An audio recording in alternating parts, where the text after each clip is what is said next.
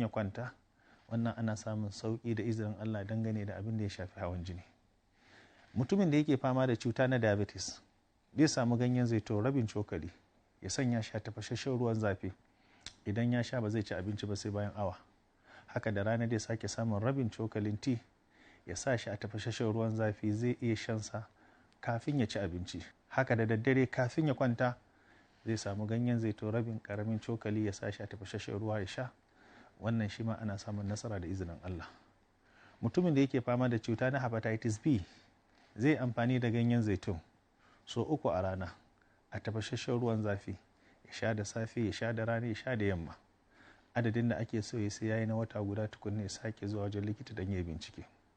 Akan samu mutumin da ke fama da matsala na rikicin fata, shan ruwa na sanyi jikinsa ya kaikayi, wanka da ruwan sanyi jikinsa ya kaikayi, ruwan sama ya taba shi jikinsa ya kaikayi, sai ya samu lalle kamar cokali 3, ya samu garin ganyen magarya kamar cokali 3, sai ya zuba a cikin ruwa wanda zai ishe shi yayi wanka. Sai ya kawo albasa madadin a raba kashi 4 ya dauki kashi 1, tafannuwa ya samu dunkule 1 ya fasa, a zuba a wannan ruwan, a ɗora shi akan wuta sai ya tafasa. Ba za a tace ba, za a ɗebi wannan ruwan da tukan garin maganin a yi wanka, sai a bari sai ya bushe a jiki.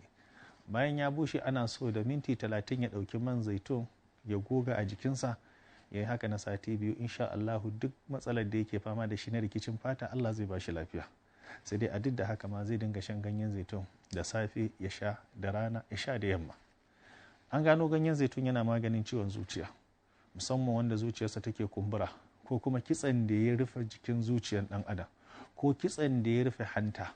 Idan ana yawan tafasa ganyen zaitun ana shan sa sau 2 a wuni, yana da tasiri wajen magance wannan matsala.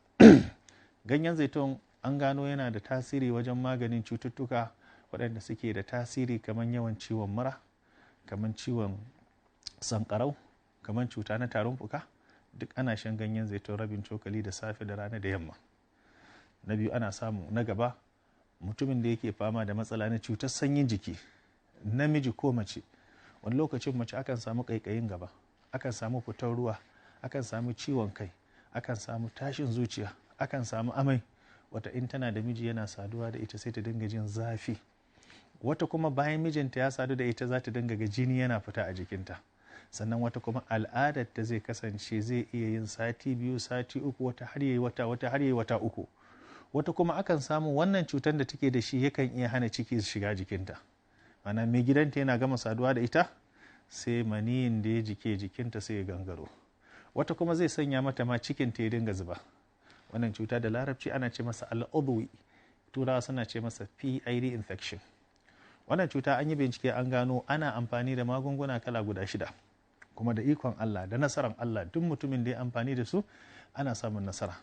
Menene dalili akan haka? Cikin littafin babban malami Mustapha Mutawalla, sunan littafin At-Tibbul Badil, yace na farko da a samu abubuwan da duk muna da su a kasar Hausa. Za a samu asalin bagaruwa, misali a samu kamar cikin gwangwani na madara, amma a nika shi, a tace shi, a tankade shi. A samu garin ganyen magarya cikin gwangwanin madara nikakke bayan an tankade shi. A samu garin sheh, da Hausa ana ce masa tazargade, a daka shi, a nika shi.